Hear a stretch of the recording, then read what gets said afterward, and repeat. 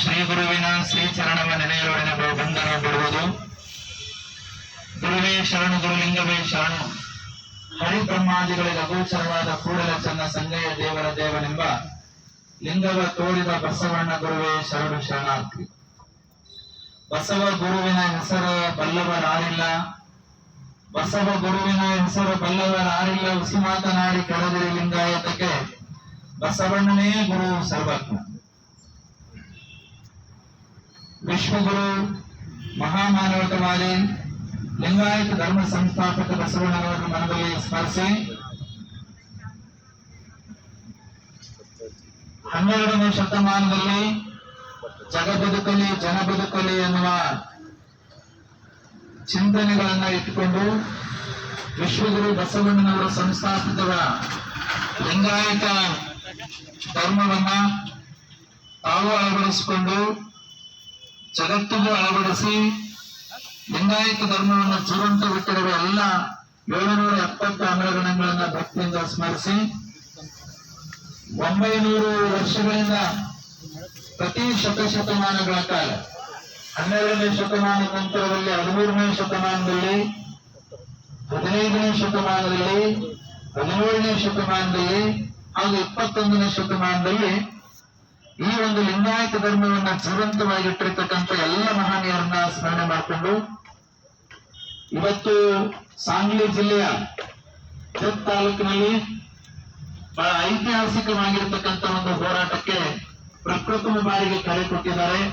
3ನೇ ಭಾಗದ ಚಳವಳಿಯಾಗಿ ನಮ್ಮ ಸಚಿನ್ ಕೋರಿ ಅವರು, ಸಾಗರ್ ಕೋರಿ ಅವರು, ಆ ಸಾಗರ್ ಕೋರಿ ಅವರ ಎಲ್ಲ ಬೇಡಿಕೆಗಳನ್ನ ಇವತ್ತು ಮಹಾರಾಷ್ಟ್ರ ಸರ್ಕಾರ, ಕೇಂದ್ರ ಸರ್ಕಾರ ಈಡೇರಿಸಬೇಕು ಅಂತಕ್ಕಂಥ ಒಂದು ಒಕ್ಕೂರ ಬೆಂಬಲದೊಂದಿಗೆ ನಾವೆಲ್ಲರೂ ಸಹಿತ ಸಾಗರ್ ಕೋರಿ ಅವರ ಜೊತೆಗೆ ನಿಲ್ತೇವೆ ಅಂತಕ್ಕಂಥ ಜೋರಾದ ಚಪ್ಪಾಳೆಯೊಂದಿಗೆ ಅಭಿನಂದಿಸ್ತಾ, ಇವತ್ತು ನಮ್ಮೊಟ್ಟಿಗೆ ಸಂಜಯ್ ವಿಭೂತಿ ಅವರು ಸಾಂಗ್ಲಿ ಜಿಲ್ಲೆಯ ಶಿವಸೇನಾ ಒಂದು ಪಕ್ಷದ ಜಿಲ್ಲಾ ಅಧ್ಯಕ್ಷರಾಗಿ ಬಹಳ ಚಂದ ಮಾತನ್ನ ಆಡಿದ್ರು.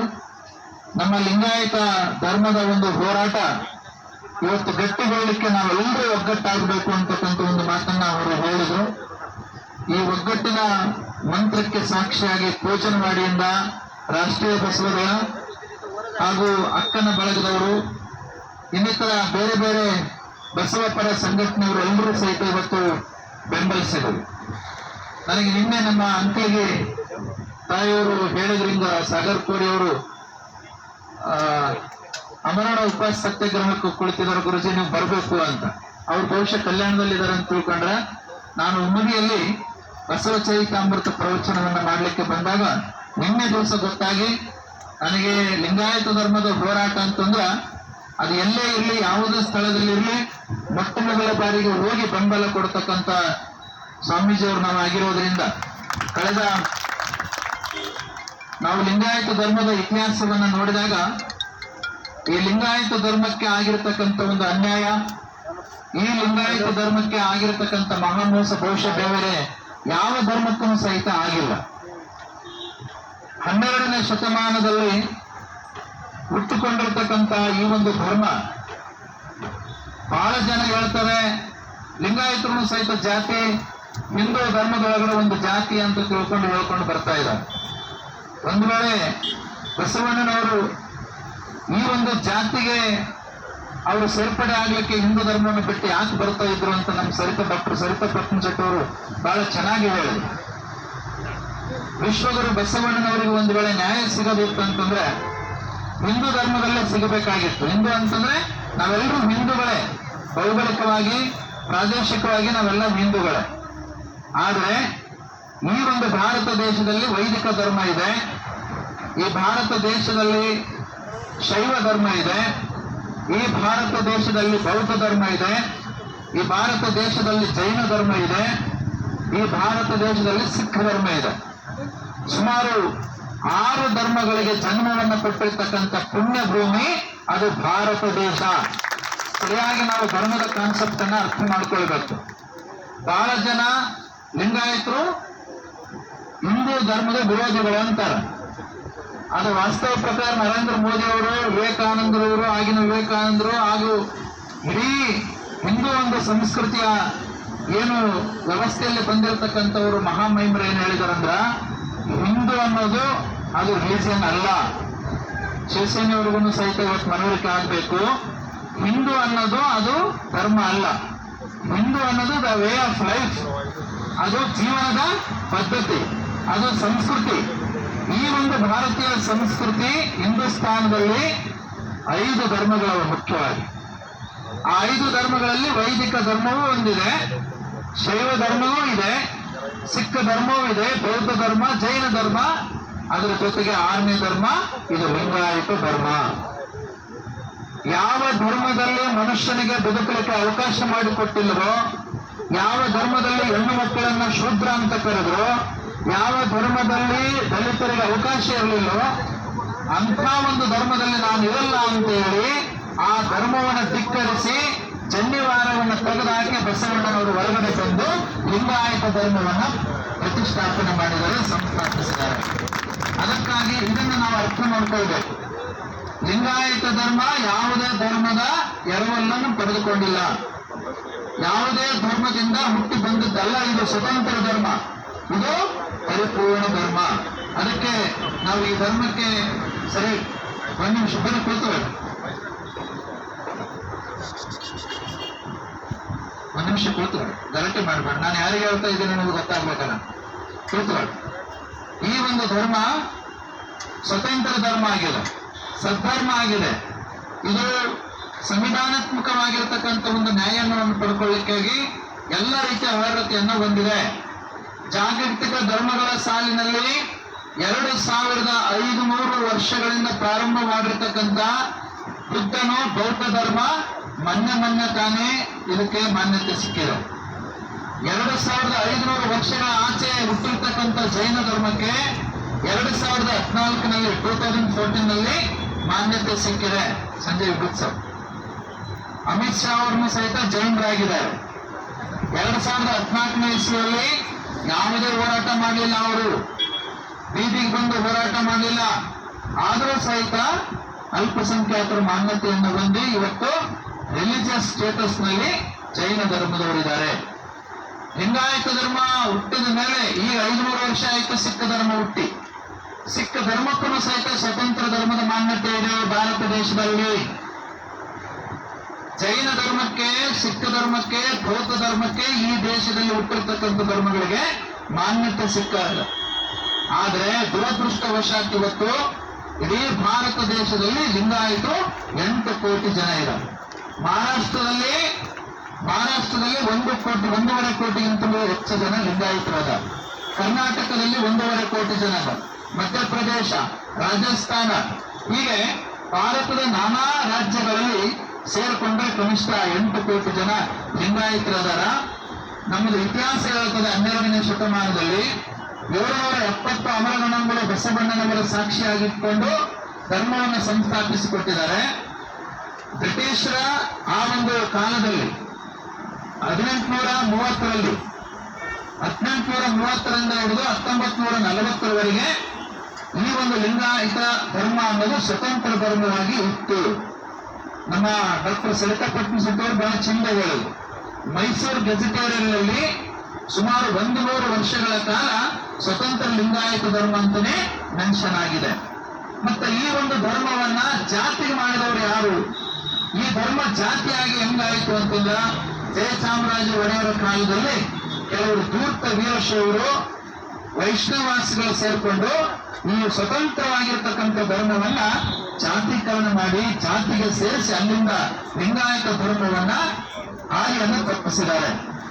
ಮತ್ತೆ ಪುನಃ ನಮ್ಮ ಪರಮ ಪೂಜ್ಯ ಲಿಂಗಾನಂದ ಮಹಾಸ್ವಾಮೀಜಿಯವರಿಂದ ಹಿಡಿದು ನಮ್ಮ ಗುರುಗಳಾಗಿರ್ತಕ್ಕಂಥ ಪರಮ ಪೂಜ್ಯ ಮಾತೆ ಮಹಾದೇವಿಯವರ ತಾಯಿಯವರ ಒಂದು ನೇತೃತ್ವದಲ್ಲಿ ಕರ್ನಾಟಕದ ಮತ್ತು ಮಹಾರಾಷ್ಟ್ರದಲ್ಲಿ ಕಳೆದ 2017ನೇ ವರ್ಷದಲ್ಲಿ 2017ರಲ್ಲಿ ಸುಮಾರು 24 ರ್ಯಾಲಿಗಳು ನಡೆದವು. ಬಹಳ ದೊಡ್ಡ ರ್ಯಾಲಿಗಳು ನಡೆದವು. ಬೀದರ್ನಿಂದ ಬಿಟ್ಟು ಅಪ್ ಟು ಸಾಂಗ್ಲಿವರೆಗೆ, ಬೀದರ್, ವಿಜಯಪುರ, ಕಲಬುರಗಿ, ಬೆಳಗಾವಿ, ಹುಬ್ಬಳ್ಳಿ, ಚಿತ್ರದುರ್ಗ ಕರ್ನಾಟಕದಲ್ಲಿ, ಹಾಗೆ ಮಹಾರಾಷ್ಟ್ರದಲ್ಲಿ ಲಾತೂರ್, ಸಾಂಗ್ಲಿ, ಸೊಲ್ಲಾಪುರ್, ಔರಂಗಾಬಾದ್, ಮುಂಬೈ ಸುಮಾರು 24 ರ್ಯಾಲಿ 2 ರಾಜ್ಯಗಳಲ್ಲಿ ಮತ್ತು ಹೈದರಾಬಾದ್ನಲ್ಲಿ 3 ರಾಜ್ಯಗಳು ಸೇರಿಕೊಂಡು 24 ರ್ಯಾಲಿಗಳು ಬಹಳ ದೊಡ್ಡ ಪ್ರಮಾಣದಲ್ಲಿ ನಡೆದು 2018ನೇ ಇಸ್ವಿಯಲ್ಲಿ ಮಾರ್ಚ್ 19ರಂದು ನಮ್ಮ ಕರ್ನಾಟಕದ ಈಗಿನ ಮುಖ್ಯಮಂತ್ರಿಗಳಾಗಿರ್ತಕ್ಕಂಥ ಮಾನ್ಯ ಸಿದ್ದರಾಮಯ್ಯನವರು ಈ ಒಂದು ಸ್ವತಂತ್ರ ಧರ್ಮ ಇದು ಪರಿಪೂರ್ಣ ಧರ್ಮ ಆಗಿದೆ, ಅದಕ್ಕಾಗಿ ಇದಕ್ಕೆ ಸಾಂವಿಧಾನಿಕ ಮಾನ್ಯತೆ ಬೇಕು ಅಂತೇಳಿ ನಮ್ಮೆಲ್ಲರ ಹೋರಾಟವನ್ನು ಗಮನಿಸಿ ಅವರು ಏನ್ ಮಾಡಿದ್ರು ಅಂತಂದ್ರೆ ಒಂದು ಸಮಿತಿಯನ್ನ ರಚನೆ ಮಾಡಿದ್ರು. ಡಾಕ್ಟರ್ ನಾಗೇಂದ್ರ ಸಮಿತಿಯನ್ನು ರಚನೆ ಮಾಡಿದ್ರು.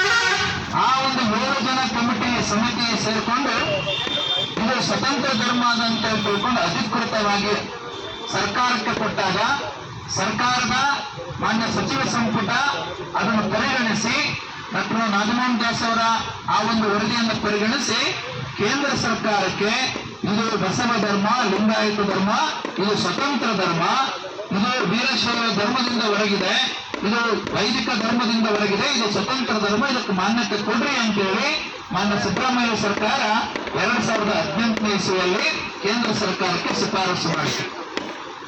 ಈ ಒಂದು ಅಸ್ತ್ರವನ್ನ ಹಿಡಿದುಕೊಂಡು ಪರಮ ಪೂಜ್ಯ ಮಾತಾಜಿಯವರು 2019ರಲ್ಲಿ ಡೆಲ್ಲಿ ಒಳಗಡೆ ತಾಲ್ಕಟ್ರಾ ಸ್ಟೇಡಿಯಂನಲ್ಲಿ ನ್ಯಾಷನಲ್ ಕಾನ್ಫರೆನ್ಸ್ ಅನ್ನು ಕರೆದು ಅವತ್ತು ಅಧಿಕೃತವಾಗಿ ಪಾರ್ಲಿಮೆಂಟ್ಗೆ ಒಂದು ದೊಡ್ಡ ಮೆಸೇಜ್ ಅನ್ನು ಪಾಸ್ ಮಾಡಿದ ಹೋರಾಟದ ಮುಖಾಂತರವಾಗಿ ಜಂತರ್ ಮಂತರ್ನಲ್ಲಿ ಅವತ್ತು ನಾವು ಸಹಿತ ಹೊಡೆಸ್ಕೊಂಡಿದ್ದೀವಿ. ಆ ಒಂದು ದಿವಸದ ಹೋರಾಟದಲ್ಲಿ 2 ದಿವಸ, ಒಂದು ದಿವಸ ಕಾನ್ಫರೆನ್ಸ್ ನಡೀತು, 2ನೇ ದಿವಸ ಲಿಂಗಾಯತ ಧರ್ಮದ ರ್ಯಾಲಿ ನಡೀತು. ಜಂತರ್ ಮಂತರ್ನಲ್ಲಿ ನಮ್ಮ ದಿಕ್ಕು ತಪ್ಪಿಸಲಿಕ್ಕೆ ಏನ್ ಮಾಡಿದ್ರು ಪೊಲೀಸರು ಅಂತಂದ್ರೆ ಫುಲ್ ಬ್ಯಾರಿಕೇಡ್ ಹಾಕಿದ್ರು, ನಮಗೆ ಕೂಡೆ ಹಾಕಿದ್ರು. ನಾವು ಈಗ ಹೆಂಗ ಸಾಗರ್ ಕೋರೆ ಅವರು ಹೋರಾಟ ಮಾಡ್ತಾ ಇದ್ರಲ್ಲ ಆ ರೀತಿಯಾಗಿ ನಾವು ಅಲ್ಲಿ ಕುಳಿತುಕೊಂಡು ನರೇಂದ್ರ ಮೋದಿ ಅವರು ಬರಬೇಕು, ಇಲ್ಲಿಗೆ ನಮ್ಮ ಲಿಂಗಾಯತ ಧರ್ಮದ ಬೇಡಿಕೆಯನ್ನು ಈಡೇರಿಸಬೇಕು, ಸಚಿವ ಸಂಪುಟ ಎಲ್ಲ ಬರಬೇಕು ಅಂತೇಳಿ ಸುಮಾರು 4 ತಾಸುಗಳ ಕಾಲ ನಾವು ಹೋರಾಟಕ್ಕೆ ಕರೆ ಕೊಟ್ಟು ಅಲ್ಲಿ ಕುಂತಾಗ ನಮ್ಮ ಮೇಲೆ ಎಂತ ದಬ್ಬಾಳಿಕೆಯನ್ನು ಮಾಡಿದ್ರು ಅಂದ್ರೆ ಸಂಜೆ ಗಮನಿಸಿ ಸರ್, ಸುಮಾರು 500 ಜನ ಕಮಾಂಡರ್ನ ಕಳಿಸಿ 1,000ಕ್ಕೂ ಹೆಚ್ಚು ಪೊಲೀಸರನ್ನು ಕರೆಸಿಬಿಟ್ಟು ನಮ್ಮ ಮೇಲೆ ಹಲ್ಲೆ ಮಾಡಿ ಸುಮಾರು 3-4 ಜನ ಸ್ವಾಮಿಗಳು ನಮ್ಮ ಮೇಲೆ ಹಲ್ಲೆ ಮಾಡಿದ ಮೇಲೆ ನಾವು ಅನಿವಾರ್ಯ ಪ್ರಸಂಗದಲ್ಲಿ ಹೋರಾಟ ಹಿಂತೆಗೆದುಕೊಳ್ಬೇಕಂತಕ್ಕಂಥ ಒಂದು ವಾತಾವರಣವನ್ನ ಸೃಷ್ಟಿ ಮಾಡಿದ್ರು. ಅಷ್ಟೊತ್ತಿಗೆ ಮಾತಾಜಿಯವರಿಗೆ ಆರೋಗ್ಯ ಕೆಟ್ಟೋಯ್ತು. ನಮಗೆ ಅವತ್ತಿನ ದಿವಸ ಸರ್ಕಾರದ ಒಬ್ಬ ಪ್ರತಿನಿಧಿಯಾಗಿ ಬಂದು ತಗೊಂಡ್ರು. ಆದ್ರೆ ದುರಂತ ಏನು ಅಂತಂದ್ರೆ ಲಿಂಗಾಯತ ಧರ್ಮ ಇದು ಸ್ವತಂತ್ರ ಧರ್ಮದ ಬೇಡಿಕೆಯನ್ನು ಕರ್ನಾಟಕ ಸರ್ಕಾರ ಕಳಿಸಿದೆ, ಆದ್ರೆ ನಾವು ಇದನ್ನು ಒಪ್ಕೊಳ್ಳಕ್ಕಾಗೋದಿಲ್ಲ. ಈಗ ಆಲ್ರೆಡಿ ಹಿಂದೂ ಧರ್ಮ ಇದೆ, ಹಿಂದೂ ಧರ್ಮದ ಭಾಗವಾಗಿ ಇದು ವೀರಶೈವದ ಒಂದು ಭಾಗವಾಗಿದೆ, ಹಾಗಾಗಿ ಇದಕ್ಕೆ ಮಾನ್ಯತೆ ಕೊಡೋದಿಲ್ಲ ಅಂತ ತಿಳ್ಕೊಂಡು ಅವರು ಪತ್ರವನ್ನ ಬರೆದಿದ್ದಾರೆ. ಇಷ್ಟಕ್ಕೆ ಆ ಹೋರಾಟ ನಿಂತಿದೆ. ಆದರೆ ಯಾಕೆ ಈ ರೀತಿಯ ಹೋರಾಟಕ್ಕೆ ಅವರು ಮಾನ್ಯತೆ ಕೊಟ್ಟಿಲ್ಲ, ಶಿಫಾರಸು ಮಾಡಿಲ್ಲ ಅಂದ್ರೆ ಒಂದೇ ಒಂದು ಕಾರಣ, ನಾವು ಲಿಂಗಾಯತರು ಇವತ್ತು ತೊಡಕಾಗಿರೋದೇನೆಂದ್ರೆ ವೀರಶೈವರು. ನಮಗೆ ಲಿಂಗಾಯತ ಧರ್ಮಕ್ಕೆ ಧರ್ಮಗುರು ಇದ್ದಾರೆ, ವಚನ ಸಾಹಿತ್ಯ ಇದೆ, ನಮಗೆ 900 ವರ್ಷದ ಹೋರಾಟ ಇದೆ. ಆದ್ರೆ ಈ ಲಿಂಗಾಯತ ಧರ್ಮ ಈಸಿಯಾಗಿ ಧರ್ಮ ಆಗ್ಲಿಕ್ಕೆ ಎಲ್ಲಾ ರೀತಿಯ ರೆಡಿ ಇದೆ. ಆದ್ರೆ ವೀರಶೈವರು ಬಸವಣ್ಣನವರಿಗೆ ಗುರುತ್ವ ಕೊಡಬಾರದು, ವಚನ ಸಾಹಿತ್ಯ ಇದು ಧರ್ಮದ ಗ್ರಂಥ ಆಗಬಾರದು ಅಂತ ಒಂದೇ ಒಂದು ಕಾರಣದಿಂದ ತಡೆ ಹಿಡಿದು ಪಂಚಪೀಠಾಧೀಶರು ಏನು 5 ಜನ ಇದ್ದಾರೆ, ಅದರಲ್ಲಿ ಭೀಮಾಶಂಕರ್ ಬಹಳ ದೊಡ್ಡ ತುರುಕುಗಳು ಬಹಳ ಇದ್ದಾವೆ. ಭೀಮಾಶಂಕರ್ ಗುರೂಜಿ ಅವರು, ಕೇದಾರ್ ಗುರೂಜಿ ಅವರು ಮೋದಿಗೆ ಫೋನ್ ಮಾಡಿ ಇದು ಲಿಂಗಾಯತ ಧರ್ಮದ ಹೋರಾಟ ಮಾಡ್ತಾ ಇದ್ದಾರೆ, ಇದನ್ನು ಮಾನ್ಯ ಮಾಡಬಾರ್ದು, ಈ ಧರ್ಮಕ್ಕೆ ಹೋರಾಟಕ್ಕೆ ನೀವು ಯಾವುದೇ ರೀತಿಯಿಂದ ಬೆಂಬಲ ಕೊಡಬಾರ್ದು, ಮಾನ್ಯತೆನೂ ಕೊಡಬಾರ್ದು ಅಂತ ಫೋನ್ ಮಾಡಿ ಹೇಳಿದ್ದಾರೆ. ಇಂಥ ಒಂದು ದುರಂತ ಅಧಿಕೃತವಾಗಿ ಒಂದು ಕಾರ್ಯಕ್ರಮದಲ್ಲಿ ಮೊನ್ನೆ ಹೇಳಿದ್ದಾರೆ. ಏನು ಚಾಮರಾಜ ಶಿವಶಂಕರಪ್ಪ ನಮ್ಮ ಕರ್ನಾಟಕದ ವೀರಶೈವ ಮಹಾಸಭಾ ಅಖಿಲ ಭಾರತ ವೀರಶೈವ ಮಹಾಸಭಾ ಅಧ್ಯಕ್ಷರಿದ್ರು, ಅವರೊಂದು ಕಾರ್ಯಕ್ರಮ ಆಯೋಜನೆ ಮಾಡಿದಾಗ ಸ್ವತಃ ನಾನೇ ಹೇಳಿದ್ದೀನಿ ಅಂತ ವೇದಿಕೆ ಮೇಲೆ ಘೋಷಣೆ ಮಾಡ್ತಾರೆ. ಅದಕ್ಕಾಗಿ ಇದು ಹೋರಾಟಕ್ಕೆ ಯಾವತ್ತೋ ಮಾನ್ಯತೆ ಸಿಗಬೇಕಾಗಿತ್ತು, ನಮ್ಮವರೇ ಅಡ್ಡಿಗಾಲ ಆಗಿರೋದ್ರಿಂದ ಈ ಒಂದು ಹೋರಾಟಕ್ಕೆ ಇವತ್ತು ಹಿನ್ನಡೆ ಆಗಿದೆ. ನಮ್ಮ 3ನೇ ಭಾಗವಾಗಿ 2ನೇ ಹೋರಾಟ ಅಲ್ಲಿ ನಿಂತಿತ್ತು, 3ನೇ ಭಾಗವಾಗಿ ಇವತ್ತು ಹೆಂಗೆ ಗಂಗೋತ್ರಿಯಲ್ಲಿ ಹುಟ್ಟಿರ್ತಕ್ಕಂಥ ನದಿ ಗಂಗಾ ನದಿ ಮುಂದೆ ಬರ್ತಾ ಬರ್ತಾ ದೊಡ್ಡದಾಗಿ ಹರಕೊಂಡು ಹೋಗ್ತದಲ್ಲ, ಹಾಗೆ 3ನೇ ಹೋರಾಟಕ್ಕೆ ನಮ್ಮ ಸಾಗರ್ ಕೋರೆ ಅವರು ಕರೆ ಕೊಟ್ಟಿದ್ದಾರೆ. ಇವತ್ತು ಜತ್ ತಾಲೂಕಿನಲ್ಲಿ ಹೋರಾಟ ಆಗಿರ್ತಕ್ಕಂಥದ್ದು ಮತ್ತೊಮ್ಮೆ ಇದು. ನಾನು ನಿನ್ನೆ ಗೊತ್ತಾದ ತಕ್ಷಣ ನಮ್ಮ ಬಸವ ಮೀಡಿಯಾ, ಕರ್ನಾಟಕ ಬಸವ ಮೀಡಿಯಾ ಇದೆ, ಬಹಳ ಸುಮಾರು 8 ಲಕ್ಷ ಜನಗಳ ವ್ಯೂವರ್ಸ್ ಅನ್ನು ಹೊಂದಿದೆ. ಅದು ಅಲ್ಲಿ ನಾನು ಪತ್ರವನ್ನು ಬರೆದು ಬಸವ ಮೀಡಿಯಲ್ಲಿ ಇದು ಬರಬೇಕು ಅಂತೇಳಿ ಇಲ್ಲಿನ ಹೋರಾಟದಲ್ಲಿ ಇರ್ತಕ್ಕಂಥ ಭಾಗಿಯಾಗಿರ್ತಕ್ಕಂಥ ಮಹಿಳೆಯರು ಎಲ್ಲ ಶರಣರದೆಲ್ಲ ಫೋಟೋಗಳನ್ನ ಹಾಕಿ ಇಲ್ಲಿನ ವಿಡಿಯೋನ್ನ ಹಾಕಿ ಬೆಂಬಲಿಸಿ ಕೊಟ್ಟಾಗ ಇವತ್ತು ಕರ್ನಾಟಕದಲ್ಲಿ ಇವತ್ತು ಚರ್ಚೆ ಆಗ್ತಾ ಇದೆ. 5ನೇ ದಿವಸ ಇಲ್ಲಿ, ಆದ್ರೆ ಎಲ್ಲೂ ಪ್ರಚಾರನೆ ಆಗಿಲ್ಲ. ಯಾಕೆ ಆಗಿಲ್ಲ ಅಂತಂತಂದ್ರೆ ಎಲ್ಲೋ ಒಂದು ಕಡೆ ನಮ್ಮ ಲಿಂಗಾಯತರಿಗೆ ಒಂದು ಬುದ್ಧಿ ಭ್ರಷ್ಟ ಆಗಿದೋ ಗೊತ್ತಿಲ್ಲ. ಅದು ಎಲ್ಲೋ ಹೋರಾಟ ಆಗ್ಬೇಕಂದ್ರೆ ನಮ್ಗೆ ಹಾಕ್ಬೇಕು ಅಂತ ಸುಮ್ಮನೆ ದೂರ ಕುಂತು ಬಿಡ್ತೀವಿ. ಇದರ ಪರಿಣಾಮ ಎಲ್ಲಿ ಏನಾಗ್ತಾ ಇದೆ ಅಂತಂದ್ರೆ ನಮ್ಮ ಮುಂದೆ ಮಕ್ಕಳ ಮೇಲೆ ಪರಿಣಾಮ ಆಗ್ತದೆ. ಇವತ್ತು ಲಿಂಗಾಯತ ಮಕ್ಕಳಿಗೆ ಹಾಸ್ಟೆಲ್ಗಳ ಸೌಲಭ್ಯಗಳಿಲ್ಲ. ಇವತ್ತು ಬೇರೆ ಬೇರೆ ಸಮುದಾಯದವರಿಗೆ ಅಭಿವೃದ್ಧಿ ಪ್ರಾಧಿಕಾರಗಳನ್ನು ಮಾಡಿದ್ದಾರೆ. ಮಹಾರಾಷ್ಟ್ರದಲ್ಲಿ ಬಸವೇಶ್ವರ ಆರ್ಥಿಕ ಅಭಿವೃದ್ಧಿ ಮುಂಬೈದಲ್ಲಿ ಘೋಷಣೆ ಮಾಡಿದರು. ಅಲ್ಲಿ ಸಿಂಧೆ ಅವರು ಬಂದಿದ್ರು, ಸುಶೀಲ್ ಕುಮಾರ್ ಸಿಂಧೆ ಅವರು. ಅದು ನಾವು ಮಾಡ್ತೀವಿ ಅಂತ ತಿಳ್ಕೊಂಡು ಅವತ್ತಿನ ದಿವಸ ಹೋರಾಟದಲ್ಲಿ ಭಾಗಿಯಾಗಿದ್ರು. ಮುಂಬೈ ಒಂದು ಯಾವುದದು ಮೈದಾನ ರೀ, ಆಜಾದ್ ಮೈದಾನದಲ್ಲಿ ನಾವು ಹೋರಾಟ ಮಾಡಿದೆವು. ಆ ಹೋರಾಟದಲ್ಲಿ ಅವತ್ತೇ ಘೋಷಣೆ ಆಯಿತು. ಅವತ್ತಿನ ಆಗಿನ ಮುಖ್ಯಮಂತ್ರಿಗಳು ಘೋಷಣೆ ಮಾಡಿದ್ರು ನಾವು ಖಂಡಿತ ಮಾಡ್ತೀವಿ ಅಂತ. ಆದ್ರೆ ಇಲ್ಲಿವರೆಗೂ ಸಹಿತ ಅದು ಕ್ಯಾರಿ ಮಾಡಿಲ್ಲ. ಹಾಗಾಗಿ ಏನು ಸಾಗರ್ ಕೋಡಿ ಅವರ ಬೇಡಿಕೆಯನ್ನು ಇಟ್ಟರು, ಸುಮಾರು 9 ಬೇಡಿಕೆಗಳು. ಲಿಂಗಾಯತ ಧರ್ಮ ಅಲ್ಪಸಂಖ್ಯಾತರ ಮಾನ್ಯತೆ ಮೈನಾರಿಟಿ ಸ್ಟೇಟಸ್ಗೆ ಒಳಪಡಬೇಕು, ಮತ್ತು ಏನು ಕರ್ನಾಟಕ ಸರ್ಕಾರ ಶಿಫಾರಸು ಮಾಡಿದೆ ಹಾಗೆ ಮಹಾರಾಷ್ಟ್ರ ಸರ್ಕಾರವೂ ಸಹಿತ ಕೇಂದ್ರ ಸರ್ಕಾರಕ್ಕೆ ಶಿಫಾರಸು ಮಾಡಬೇಕು. ಆಮೇಲೆ 3ನೇದಾಗಿ ಲಿಂಗಾಯತ ಆರ್ಥಿಕ ಅಭಿವೃದ್ಧಿ ಬಸವೇಶ್ವರ ಆರ್ಥಿಕ ಅಭಿವೃದ್ಧಿ ಮಂಡಳಿ ಆಗಿ ಅದಕ್ಕೆ 500 ಕೋಟಿ ರೂಪಾಯಿ ಅನುದಾನವನ್ನ ಅದಕ್ಕೆ ಇಡಬೇಕು ಅಂತ ಬೇಡಿಕೆ ಇದೆ. ಆಮೇಲೆ ಎಲ್ಲಾ ಕಡೆನೂ ಸಹಿತ ತಾಲೂಕು ಮತ್ತು ಜಿಲ್ಲಾ ಪ್ರದೇಶದಲ್ಲಿ ಲಿಂಗಾಯತ ಬಡ ಮಕ್ಕಳಿಗೆ ಉಚಿತವಾಗಿ ಹಾಸ್ಟೆಲ್ ಆಗಬೇಕು ಅಂತಕ್ಕಂಥ ಬೇಡಿಕೆನೂ ಸಹಿತ ಇದೆ. ಸೊ ಈ ರೀತಿಯಾಗಿರ್ತಕ್ಕಂಥ 9 ಬೇಡಿಕೆಗಳಿಗೆ ನಾವು ಇವತ್ತು ಸಮುದಾಯದವರು ಲಿಂಗಾಯತ ಸಮುದಾಯದವರು ಯಾವುದೇ ರೀತಿಯಿಂದ ಒಳಪಂಗಡಗಳು ಸುಮಾರು 104 ಒಳಪಂಗಡಗಳು, ನೀವು ತೇಲಿ ಇರಲಿ, ಮಾಳಿ ಇರಲಿ, ಕುಂಬಾರ ಇರಲಿ, ಒಕ್ಕಲಿಗ ಇರಲಿ, ಇವತ್ತು ಕರ್ನಾಟಕ ಮಹಾರಾಷ್ಟ್ರ ಸೇರಿದ್ರೆ 104 ಒಳಪಂಗಡಗಳಿದಾವೆ. ಅವರೆಲ್ಲರೂ ಸಹಿತ ಲಿಂಗಾಯತರೇ. ಬಸವಣ್ಣವರ ಕಾಲದಲ್ಲಿ 770 ಅಮರಗಣಗಳು, ಪ್ರತಿಯೊಂದು ಕಾಯಕ ಮಾಡತಕ್ಕಂಥ ವರ್ಗಗಳು ಲಿಂಗಾಯತರೇ. ಯಾರು ಹಣೆ ಮೇಲೆ ವಿಭೂತಿ ಹಚ್ಕೊಂಡು ಕೊರಳಾಗಿ ಲಿಂಗ ಕಟ್ಟಿಕೊಂಡು ಯಾರು ರುದ್ರಾಕ್ಷ ಧರಿಸ್ಕೊಳ್ತಾರೋ ಅವರೆಲ್ಲರೂ ಲಿಂಗಾಯತರೇ. ನಮ್ಮ ಒಂದು ಧರ್ಮ ಸ್ವತಂತ್ರ ಧರ್ಮವಾಗಿದೆ. ಇಂಥ ಒಂದು ಧರ್ಮಕ್ಕೆ ಮಾನ್ಯತೆ ಸಿಗಬೇಕು ಅಂತಕ್ಕಂಥ ಈ ಹೋರಾಟದ ಕೂಗು ಇವತ್ತು ತಾಲೂಕದಲ್ಲಷ್ಟೇ ಚರ್ಚೆ ಆಗ್ತದೆ. ಇನ್ನು 2-3 ದಿವಸದಲ್ಲಿ ಕರ್ನಾಟಕದಲ್ಲೂ ಸಹಿತ ಇದು ಮತ್ತೊಮ್ಮೆ ಹೋರಾಟ ರೂಪದಲ್ಲಿ ತಿರುಗಿ ಎಲ್ಲಿ ಪಾರ್ಲಿಮೆಂಟ್ ಕದವನ್ನು ತಟ್ಟಬೇಕು.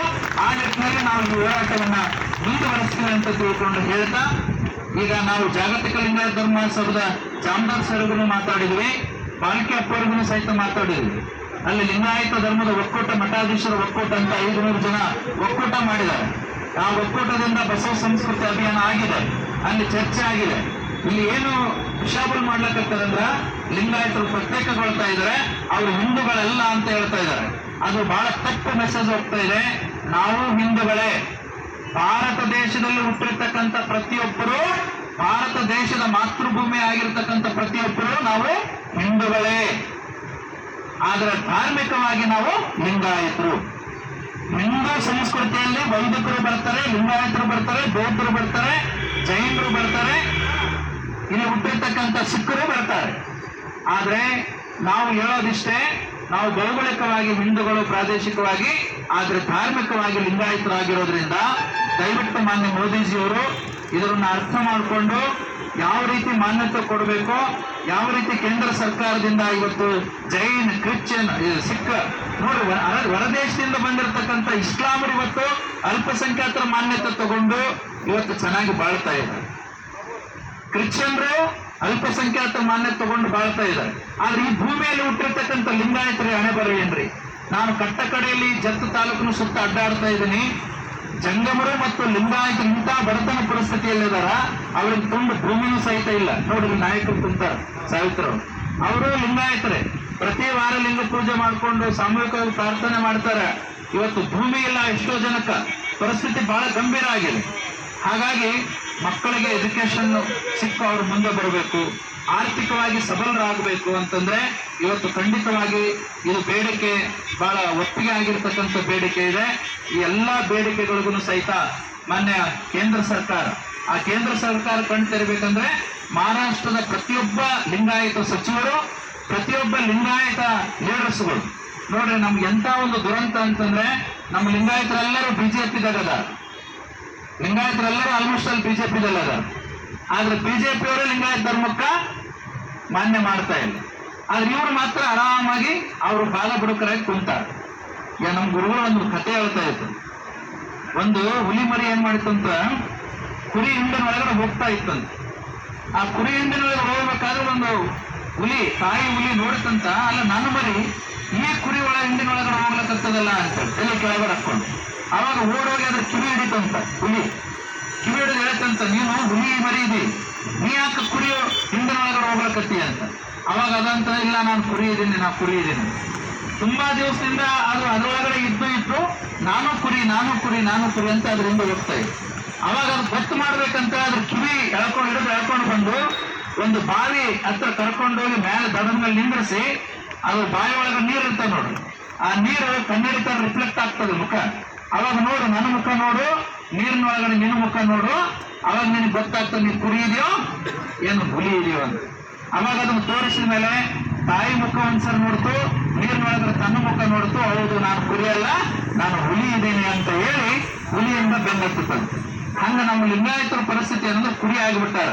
ನಾವು ಧಾರ್ಮಿಕವಾಗಿ ಹಾಗೂ ಆಧ್ಯಾತ್ಮಿಕವಾಗಿ ಆರ್ಥಿಕವಾಗಿ ಇವತ್ತು ಸಬಲರಾಗ್ಲಿಕ್ಕೆ ನಮಗೆ ಸ್ವತಂತ್ರ ಧರ್ಮದ ಮಾನ್ಯತೆಯನ್ನು ವಿಶ್ವಗುರು ಬಸವಣ್ಣರು 12ನೇ ಶತಮಾನದಲ್ಲಿ ಕೊಟ್ಟಿದ್ದಾರೆ. ಅವರೊಬ್ಬ ಬ್ರಾಹ್ಮಣರಿದ್ರು ಸಹಿತ ನೋಡ್ರಿ, ಅವರು ಹಾರವರಿದ್ರು, ಬ್ರಾಹ್ಮಣರಿದ್ರು ಸಹಿತ ಸ್ವತಃ ಅವರೇ ತಮ್ಮ ಧರ್ಮದಲ್ಲಿ ಅನಿಷ್ಟ ಪದ್ಧತಿಗಳು, ಧರ್ಮದಲ್ಲಿರ್ತಕ್ಕಂಥ ಮೂಢನಂಬಿಕೆಗಳನ್ನು ರೋಸೆದ್ದು ಇದು ಜನಸಾಮಾನ್ಯರಿಗೆ ಒಪ್ಪಿಕೊಳ್ಳಲಿಕ್ಕೆ ಬರಲ್ಲ ಅಂತೇಳಿ ಹೊರಗಡೆ ಬಂದು ಲಿಂಗಾಯತ ಧರ್ಮವನ್ನು ಕೊಟ್ಟು ನಮಗೆ ಇಷ್ಟು ಉಪಕಾರ ಮಾಡಿದರೆ ಇವತ್ತು ನಾವು ಹೇಡಿಗಳಂತ ಕೊಡ್ತಿದ್ದೀವಿ. ಅದಕ್ಕಾಗಿ ನಾವು ಇಲಿಗಳಾಗಬಾರ್ದು, ಹೇಡಿಗಳಾಗಬಾರ್ದು, ನಾವು ಕುರಿಗಳಾಗಬಾರ್ದು. ದಯವಿಟ್ಟು ಇವತ್ತೇನು ಲಿಂಗಾಯತ ಲೀಡರ್ ಶಾಸಕರಿದ್ದಾರೆ ಅರ್ಥ ಮಾಡ್ಕೋಬೇಕು. ಒಬ್ಬ ಯುವಕ, ನಾನು ಬಸವ ಧರ್ಮದ ಗಾಂಧಿ ಅಂತೇನು ಸಾಗರ್ ಕೋರಿ ಅವರು ಜೋರ ಚಪ್ಪಾಳೆ ಕೊಟ್ಟು, ಯಾರು ಇವತ್ತು ಮುದುಕರಾಗಿ ಸಾಯ್ತಾ ಇರ್ತಾರೆ ಅವ್ರು ಬಂದು ಕುಂತ್ಕೊಂಡು ಹೋರಾಟ ಮಾಡಿರೋಷ್ಟು ಆಕತಿ. ಆದ್ರೆ ಅವರೆಲ್ಲರೂ ಮನೆಗೆ ಹೆಸರ ಮೇಲೆ ಕುಂತಾರೆ. ಆದ್ರೆ ಸಾಗರ ಕೋರಿ ಅನುಭವ ಮಂಟಪ ಮಂಗಳವಾರದಲ್ಲಿ ಇದು ಬಹಳ ಮಹತ್ವಪೂರ್ಣವಾಗಿರ್ತಕ್ಕಂಥದ್ರಿ. ಇವತ್ತು ನಾವು ಎಲ್ಲೆಲ್ಲಿ ನಮ್ಮ ಧಾರ್ಮಿಕ ಸ್ಥಳ, ಲಿಂಗಾಯತ ಧಾರ್ಮಿಕ ಸ್ಥಳಗಳ ಅವು ಅಭಿವೃದ್ಧಿ ಆಗಲಿಲ್ಲ ಅಂತಂದ್ರೆ, ನೀವು ಇಡೀ ಭಾರತದಲ್ಲಿ ಮೋದಿ ಅಧಿಕಾರ ವಹಿಸ್ಕೊಂಡಿದ್ದ ನೋಡ್ರಿ, ಎಲ್ಲ ವೈದಿಕರ ಗುಡಿಗಳನ್ನೇ ಡೆವಲಪ್ ಮಾಡ್ಯಾರ. ನಾವು ಬೇಡ ಅನ್ನಲ್ಲ, ತೀರ್ಥಕ್ಷೇತ್ರಗಳು ಮಾಡ್ರಿ, ಎಲ್ಲರೂ ಬದುಕಲಿ ಭಾರತ ದೇಶದಲ್ಲಿ. ಎಲ್ಲ ವೈದಿಕರ ಗುಡಿಗಳನ್ನೇ ಸಾವಿರಾರು ಕೋಟಿ ರೂಪಾಯಿ ಖರ್ಚು ಮಾಡ್ಯಾರ. ಆದ್ರೆ ಇವತ್ತಿಗೂ ಲಿಂಗಾಯತ ಧರ್ಮೀಯರ ಜಂಗಮ ಕ್ಷೇತ್ರವು ಒಂದೂ ಅಭಿವೃದ್ಧಿ ಮಾಡಿಲ್ಲ. ಸೊಲ್ಲಾಪುರನ ಹಾಗೆ ಉಳ್ಕೊಂಡದ, ಗುಡ್ಡಾಪುರನ ಹಾಗೆ ಉಳ್ಕೊಂಡಿದೆ, ಅಲ್ಲಮಗಿರಿನ ಹಾಗೆ ಉಳ್ಕೊಂಡದ, ದಾರಿ ಹೋಗ್ಲಿಕ್ಕೆ ದಾರಿ ಇಲ್ಲ ಅಲ್ಲಿ. ಹಾಗೆ ಮಂಗಳವಾಡಿ ಬಸವಣ್ಣನವರ 5 ವರ್ಷಗಳ ಕಾಲ ಮಂಗಳವಾಡಿಯಲ್ಲಿ ಮಂತ್ರಿಯಾಗಿ ಸೇವೆ ಮಾಡಿರ್ತಕ್ಕಂಥ ಮಂಗಳವಾಡಿಯಲ್ಲಿ ಇವತ್ತಿಗೂ ಮೂಲಭೂತ ಸೌಕರ್ಯಗಳಿಲ್ಲ. ಅಲ್ಲಿ ಅನುಭವ ಮಂಟಪ ಕಾರ್ಯಕ್ರಮ ಮಾಡುವ ಮುಖಾಂತರವಾಗಿ ಇವತ್ತು ಮಂಗಳವಾಡಿ ಏನು ಅಂತ ತೋರಿಸ್ಕೊಡ್ತಾ ಇದ್ದಾರೆ. ಹಾಗಾಗಿ ದಯವಿಟ್ಟು ಮಾನ್ಯ ಕೇಂದ್ರ ಸರ್ಕಾರ ಲಿಂಗಾಯತರಿಗೆ ಎಲ್ಲಾ ರೀತಿಯಿಂದ ಅನ್ಯಾಯ ಆಗ್ತಾ ಇದೆ, ಲಿಂಗಾಯತ ಧರ್ಮೀಯರಿಗೆ. ಹಾಗಾಗಿ ಈ ಅನ್ಯಾಯವನ್ನು ಸರಿಪಡಿಸಿ ಇಲ್ಲಿ ಏನು ಬೇಡಿಕೆಗಳಿದಾವ ಆದಷ್ಟು ಬೇಗನೆ ಈ ಬೇಡಿಕೆಯನ್ನ ಪೂರೈಸಬೇಕು. ಇವತ್ತು ಸಾಗರ್ ಕೋರಿ ಅವರು, ನೀವು ನಾಳೆ ನಾಡಿದ್ದು ಅಂತ ಮುಂದೆ ಹಾಕೊಂತ ಹೋದ್ರ ಏನಾಕಂತ ನೋಡೋಣ ಅಂತ ಒಂದು ವೇಳೆ ನೀವು ತಾಳ್ಮೆಯನ್ನ ಪರೀಕ್ಷೆ ಮಾಡ್ಲಿಕ್ಕೆ ಶುರು ಮಾಡಿದ್ರಂದ್ರ, ಇವತ್ತು ಸಾಗರ್ ಕೋರಿ ಅವರಿಗೆ ಏನಾದ್ರೂ ಆರೋಗ್ಯದಲ್ಲಿ ಹೆಚ್ಚು ಕಡಿಮೆ ಆಯಿತು ಅಂತಂದ್ರ ನಿಮ್ಮ ಆರೋಗ್ಯದಲ್ಲಿ ಹೆಚ್ಚು ಕಡಿಮೆ ಆಗೋವರೆಗೂ ಈ ಲಿಂಗಾಯತ ಧರ್ಮರು ಜಾಗೃತವಾಗಿ ಹೋರಾಟ ಮಾಡ್ತಾರೆ. ಅದಕ್ಕಾಗಿ ಎಚ್ಚರಿಕೆ ಇರಲಿ. ನೀವು ನಮ್ಮ ಮರಣವನ್ನ, ನಮ್ಮ ಸಾವನ್ನ ಸಂಭ್ರಮಿಸ್ಲಿಕ್ಕೆ ನೀವು ಹೊರಟಿದರೆ, ಲಿಂಗಾಯತರ ಸಾವು, ನಮ್ಮ ಲಿಂಗಾನಂದ ಅಪ್ಪಾಜಿಯವರು ಒಬ್ಬ ಲಿಂಗಾನಂದ ಸತ್ರೆ, ಒಬ್ಬ ಲಿಂಗಾನಂದನಿಗೆ ಏನಾದ್ರೂ ಗಾಯ ಆಗಿ ರಕ್ತ ಬಂದ್ರೆ ಒಂದೊಂದು ಹನಿಗೂ ಸಹಿತ ಲಿಂಗಾನಂದ ಸ್ವಾಮಿಗಳು ಉಟ್ಕೊಳ್ತಾರಂತ ಅವತ್ತು ಅವರು ಭವಿಷ್ಯವಾಣಿ ನುಡಿದರು. ಹಾಗೆ ಇವತ್ತು ಸಾಗರ್ ಕೋರಿ ಅವರಿಗೆ ಏನಾದ್ರೂ ಹೆಚ್ಚು ಕಡಿಮೆ ಆಯ್ತು ಅಂದ್ರೆ ಇಡೀ ಮಹಾರಾಷ್ಟ್ರ ಸರ್ಕಾರ, ಕೇಂದ್ರ ಸರ್ಕಾರವೇ ಹೊಣೆ ಆಗಬೇಕಾಗುತ್ತೆ. ಹಂಗ ನೋಡಿದ್ರೆ ಇವತ್ತು ಕರ್ನಾಟಕ, ಮಹಾರಾಷ್ಟ್ರ, ತೆಲಂಗಾಣ ಈ ಹೋರಾಟವನ್ನು ನಾನು ಕರ್ನಾಟಕಕ್ಕೂ ಒಯ್ತೀನಿ ಮತ್ತು ತೆಲಂಗಾಣಕ್ಕೂ ಸಹಿತ ಒಯ್ತಿದ್ದೀನಿ. ಒಂದು ವೇಳೆ ಇದು ನಿರಂತರ ಅದಕ್ಕೆ ಕೇಳಿದ್ರೆ ಸಾಗರ್ ಕೋರಿ ಅವರು ಇವತ್ತು ಕೊನೆ ಅಂತ ಕೇಳಿದಾಗಿಲ್ಲ, ನಾನು ಪ್ರಾಣ ಹೋದ್ರ ಚಿಂತಲ್ಲ, ನಾನು ಕೊನೆಗೊಳಿಸಲ್ಲ ಅಂತ ಹೇಳಿದ್ದಾರೆ. ಇಲ್ಲಿಗೆ ಹೈದರಾಬಾದ್ನವರು ಬರ್ತಾರೆ. ನನ್ನ ಪ್ರವಚನ ಈಗ ಮುಗಿದೊಳಗಡೆ ನಾನು ಸಹಿತ ಕಂಟಿನ್ಯೂ ಬರ್ತೇನೆ. ನಮ್ದು 20ನೇ ತಾರೀಕು ಪ್ರವಚನ ಮುಗಿತದೆ. 20ನೇ ತಾರೀಕು ಆಗುವವರೆಗೂ ಈ ಒಂದು ಜತ್ ತಾಲೂಕಿನ ಎಷ್ಟು ಜನ ನಾವು ಎಲ್ಲೆಲ್ಲಿ ಪ್ರವಚನ ನೋಡಿದ ಅವ್ರನ್ನೂ ಕರೆಸ್ತೀವಿ, ಜೊತೆಗೆ ಕರ್ನಾಟಕದಿಂದನೂ ಕರೆಸ್ತೀವಿ, ಪಕ್ಕದಲ್ಲಿರ್ತಕ್ಕಂಥ ವಿಜಯಪುರದಿಂದನೂ ಕರೆಸ್ತೀವಿ, ಹೈದರಾಬಾದ್ನೂ ಇಲ್ಲಿಗೆ ಜನ ಬರ್ತಾರೆ.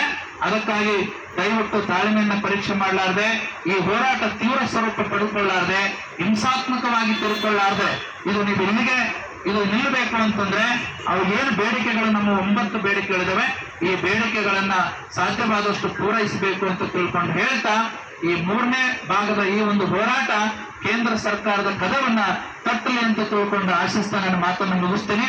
ಲಿಂಗಾಯತ ಧರ್ಮ ಅತ್ಯಂತ ಪವಿತ್ರವಾಗಿರ್ತಕ್ಕಂಥ ಒಂದು ಧರ್ಮ ಇದೆ. ಇಂಥ ಒಂದು ಧರ್ಮದಲ್ಲಿ ಹುಟ್ಟುವುದಕ್ಕೆ ನಾವು ಹೆಮ್ಮೆ ಪಡ್ತಾ ಇದ್ವಿ. ಈ ಒಂದು ಧರ್ಮದ ಹೋರಾಟಗಾರರು ಬಹಳಷ್ಟು ಜನ ತಮ್ಮ ಜೀವನವನ್ನ ಪಣಕ್ಕಿಟ್ಟು ಹೋರಾಟ ಮಾಡಿ ಲಿಂಗೈಕ್ಯ ಆಗಿದ್ದಾರೆ. ಹಾಗಾಗಿ ಅವರಿಗೆಲ್ಲರಿಗೂ ನ್ಯಾಯ ಸಿಗಬೇಕು ಅಂತಂದ್ರೆ ಈ ಹೋರಾಟಕ್ಕೆ ಮಾನ್ಯತೆಗೆ ಬೆಂಬಲವನ್ನ ಕೊಟ್ಟು ನಮ್ಮೆಲ್ಲ ಬೇಡಿಕೆಗಳನ್ನ ಪೂರೈಸಲಿ ಅಂತ ಮತ್ತೊಮ್ಮೆ ಆಗ್ರಹಿಸಿ ಈ ಒಂದು ಖಂಡನಾತ್ಮಕವಾಗಿರ್ತಕ್ಕಂತಹ ಒಂದು ಹೋರಾಟಕ್ಕೆ ಬೆಂಬಲಿಸಿ ನನ್ನ ಮಾತು ವಿರಾಮ ನೀಡುತ್ತೇನೆ. ತಮ್ಮೆಲ್ಲರಿಗೂ ಭಕ್ತಿಯ ಶರಣು ಶರಣಾರ್ಥಿ. ವಿಶ್ವಗುರು